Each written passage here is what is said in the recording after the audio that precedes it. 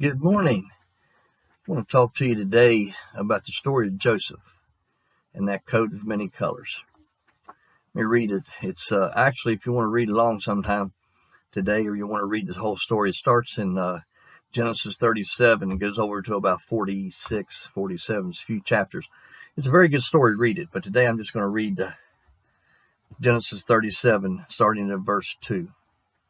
This is the genealogy of Jacob. Joseph, being 17 years old, was feeding the flock with his brothers, and the lad was with the sons of Bilhah and the sons of Zilpah, his father's wives, and Joseph brought a bad report of them to his father.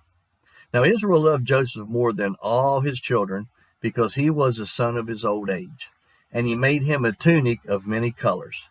But when his brothers saw that their father loved him more than all his brothers, they hated him, and could not speak peaceably to him. Now Joseph dreamed a dream, and he told it to his brothers, and they hated him even more. So he said to them, Please hear this dream which I have dreamed. There were binding sheaves in the field. Then behold, my sheaf arose and also stood upright, and indeed your sheaves stood all round and bowed down to my sheaf. And his brothers said to him, Shall you indeed reign over us, or shall you indeed have dominion over us? So they hated him even more for his dreams and for his words. Then he dreamed still another dream and told it to his brothers and said, Look, I have dreamed another dream, and this time the sun, the moon, and the 11 stars bowed down to me. So he told it to his father and his brothers, and his father rebuked him and said to him, What is this dream that you have dreamed? Shall your mother and I and your brothers indeed come to bow down to the earth before you? And his brothers envied him, but his father kept the matter in mind. Then his brothers went to feed their father's flock in Shechem. So they went out to feed the flock, and it goes along a little bit further, and his father sends Joseph to go find the brothers and see if everything's okay. So it goes on over in verse 19 and said, Then they said to one another, Look, the dreamer is coming, speaking of Joseph. So come, therefore, let us now kill him and cast him into some pit, and we shall say some wild beast has devoured him. We shall see what will become of his dreams. But Reuben heard it, and he delivered him out into the hands and said, Let us not kill him. And Reuben said unto them, Shed no blood, but cast him into this pit, which is in the wilderness, and do not lay a hand on him, that he might deliver him out of their hands and bring him back to his father. So it came to pass, when Joseph had come to his brothers, that they stripped Joseph of his tunic, the tunic of many colors that was on him.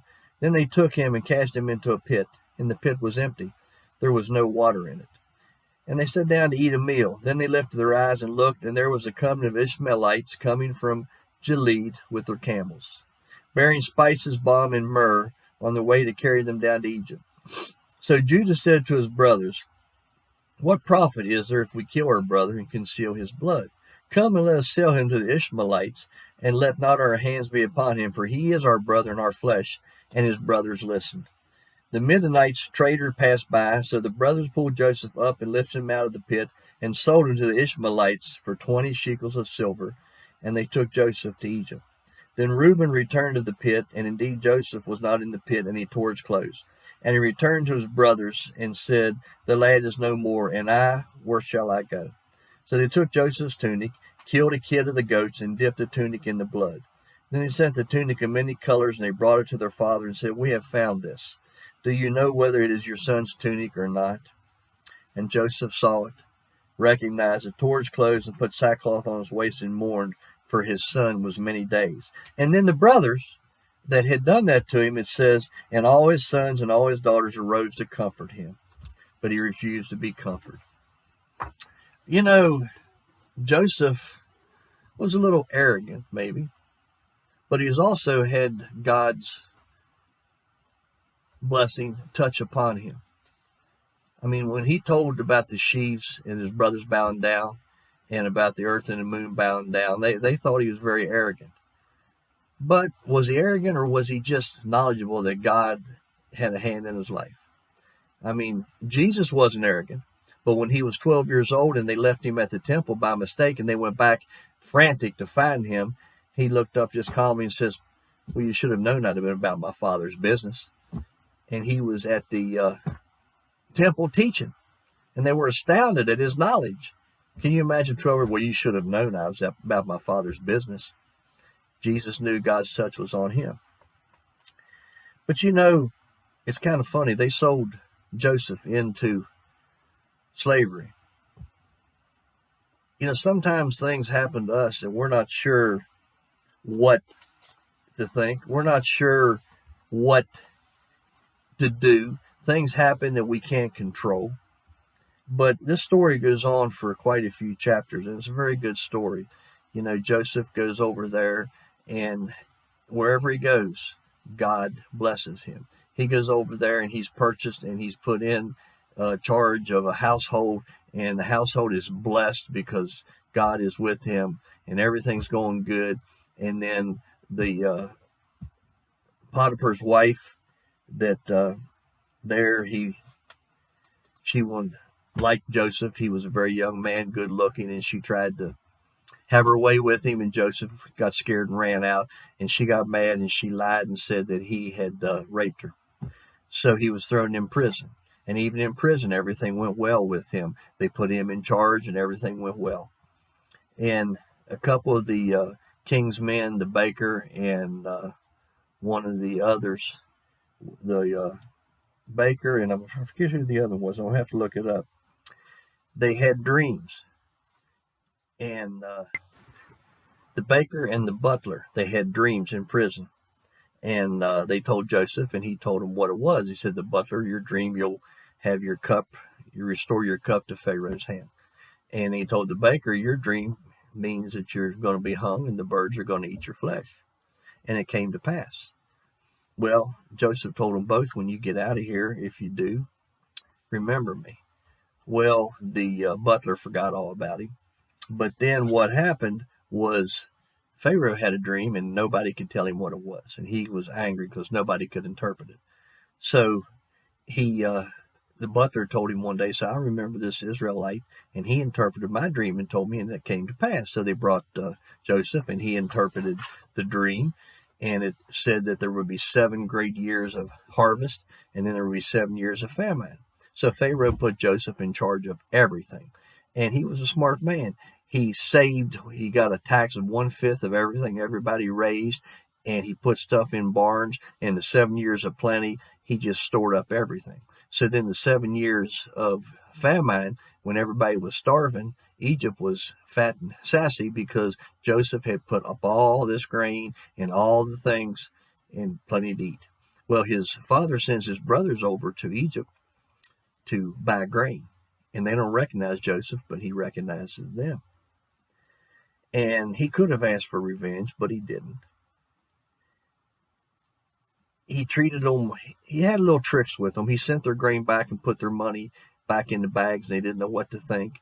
And then he hid a cup the second time and kept their younger brother and played some tricks on him. Read the stories, it's very good.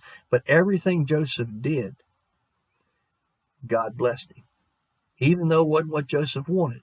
Joseph was being raised by his father who loved him, and then his brothers sold him into slavery, and he prospered. And then he was lied upon and thrown into prison. He was prospered there. And then he was taken out by Pharaoh, and he interpreted his dream, and he prospered there. And he ended up saving his family's life, because when they had no food, they came to Egypt, and they bought grain from Joseph, and he recognized them, and eventually he moved his whole family there. And he told them, he said, you meant it for bad when you sold me to the slavers, but God meant it for good. And that's a lot to take in. I mean, Joseph could have wanted retribution. I mean, they threw him in a pit. They sold him into slavery. He wound up in prison, could have died. But everything turned out good because God blessed him. Jealousy is a bad thing. Jealousy can ruin a family. When you're jealous over somebody, when you have pain in a family, it can really, really destroy families. We have to love each other. You only have one family in life. And jealousy can ruin a family. We may lose what we had. Joseph's prized possession up until the time he was sold into slavery was that coat. The coat of many colors that his father gave him. Well, they stripped the coat. That's the first thing they did. They stripped the coat and they threw him in the hole. But then when they sold him, they took the coat back and put blood on it and told his father a wild beast had killed him. They took the coat from him, but they could not take God's presence from him. They couldn't take the character that Joseph had. And it came through because God blessed him and his character. Everything that Joseph did in Egypt prospered. Even when he went to prison, he prospered. The jailer liked him. He was put in charge of everything, and he prospered because he had faith in God. He never lost his faith, and God blessed him. You know, you can lose your positions, you can lose your power, but you can't take spirit and faith away from us. You know, I've lost jobs. I've had different things happen. I've lost health, different things. But one thing they can't take away from me is your faith in God. The only way that they can take your spirit and your faith is if you let them do it. Another lesson we learn is to be diligent, be productive no matter where you're at. You know, sometimes we can get the attitude, well, I'm not paid enough to do this, or that's not my job, or somebody else gets away with doing nothing. Why should I have to work this hard? But Joseph was a diligent young man. Whatever position he found himself in, he worked hard. You know, at 17, he was tending the flocks with his brothers. When he was taken to Egypt as a slave, he worked hard in Potiphar's house. Joseph was able to make sure that he did his best no matter where he was at. He had a pretty unfortunate life, being hated by his brothers, sold into slavery, falsely accused of rape, thrown in prison for a crime he didn't commit. You know, sometimes things happen beyond our control. As children of God, you know, we can learn spiritual insights about how Joseph managed them. He didn't say, poor, pitiful me. He didn't waste a lot of time figuring, well, why me? What did I do wrong? You know, in a nutshell, Joseph experienced God's presence and protection in everything that he did.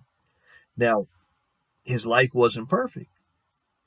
He wound up in jail, but no matter where he was, God was with him, and he never lost his faith. You know, God is always there with us. God protected him in the midst of trouble. One thing that Joseph did was give in to sin.